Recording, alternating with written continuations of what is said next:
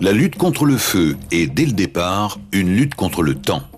La promptitude de l'intervention du personnel sur place est une des notions essentielles pour éviter la propagation du début d'incendie.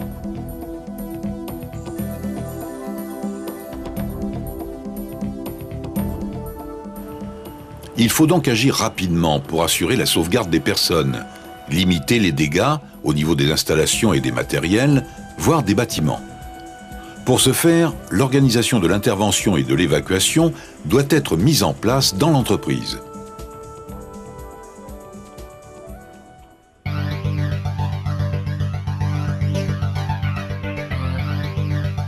Selon le type d'entreprise, sa taille, ses risques, un début d'incendie peut être détecté de diverses manières. Par le personnel, celui-ci donne l'alarme en téléphonant à un poste central chargé de déclencher les secours internes ou actionne un boîtier d'alarme qui, relié à un tableau de signalisation sonore et visuelle, permet de localiser la zone feu et d'organiser les actions d'intervention et d'évacuation. Le feu peut être décelé par des détecteurs de fumée, de flammes ou de chaleur reliés à un tableau de signalisation. Bon nombre de sociétés ont mis en place des systèmes de sécurité incendie appelés SSI. Ils comprennent un système de détection, mais aussi tous les équipements qui assurent la mise en sécurité d'un bâtiment en cas d'incendie. Le désenfumage, le compartimentage, l'évacuation des personnes, l'extinction automatique. L'alerte a pour objet de prévenir les sapeurs-pompiers dans le délai le plus court. Elle est généralement déclenchée par le responsable incendie du site concerné.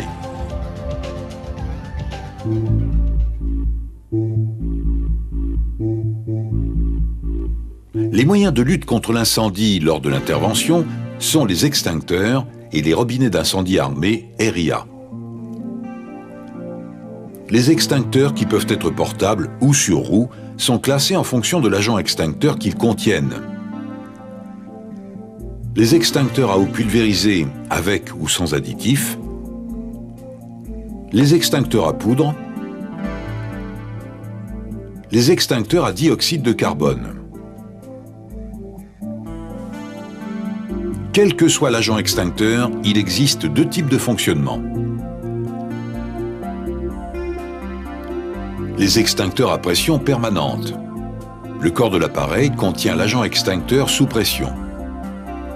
Après avoir retiré la goupille de sécurité, l'action sur la poignée libère la propulsion de l'agent extincteur. Les extincteurs à pression auxiliaire. Le corps de l'appareil contient l'agent extincteur et une petite bouteille métallique appelée sparklet. Après avoir retiré la goupille de sécurité, l'action sur la poignée de l'extincteur percute la sparklet qui libère un gaz comprimé. La libération de l'agent extincteur hors de l'appareil se fait en appuyant sur la poignée de la lance.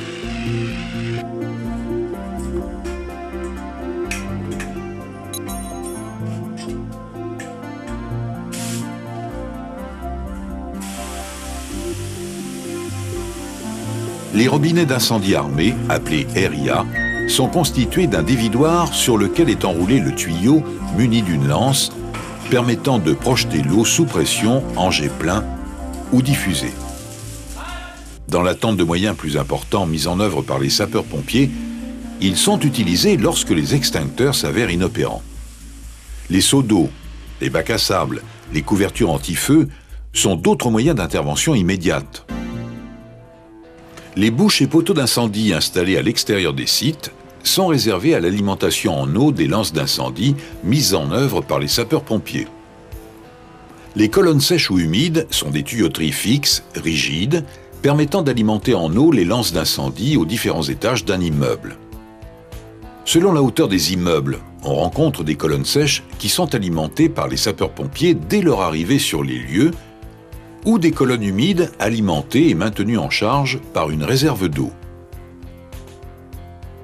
Parmi les installations fixes d'extinction automatique, on rencontre le plus souvent le système de diffusion d'eau du type sprinkler qui comprend une source d'alimentation en eau et un réseau de distribution.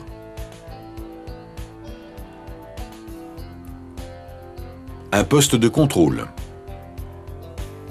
Des têtes d'arrosage fixées sur les tuyauteries qui disposent d'un système d'obturation thermolabile, fusible ou ampoule, qui cède sous l'action de la chaleur à une température prédéterminée selon la nature du risque à protéger.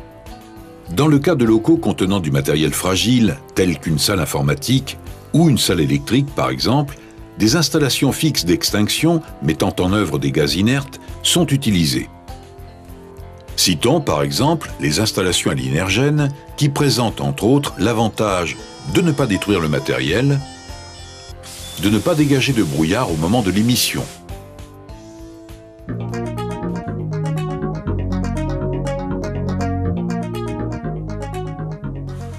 Toute personne découvrant un début de feu doit, nous venons de le voir, donner l'alarme, mais aussi être capable d'intervenir avec les extincteurs disponibles sur le secteur de travail.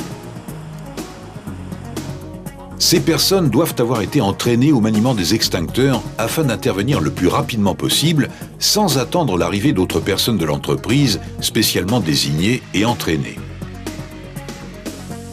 Ces dernières sont les équipiers d'intervention dont le rôle est, en attendant l'arrivée des sapeurs-pompiers, d'évaluer la gravité du début d'incendie et de mettre en œuvre des moyens complémentaires plus puissants tels que les lance-incendies par exemple. Dans les cas où le feu prend de l'ampleur, faire évacuer le personnel des locaux devient impératif. Toute une organisation matérielle doit permettre une évacuation rapide et sans problème. Cela est rendu possible par la présence de la signalisation des itinéraires à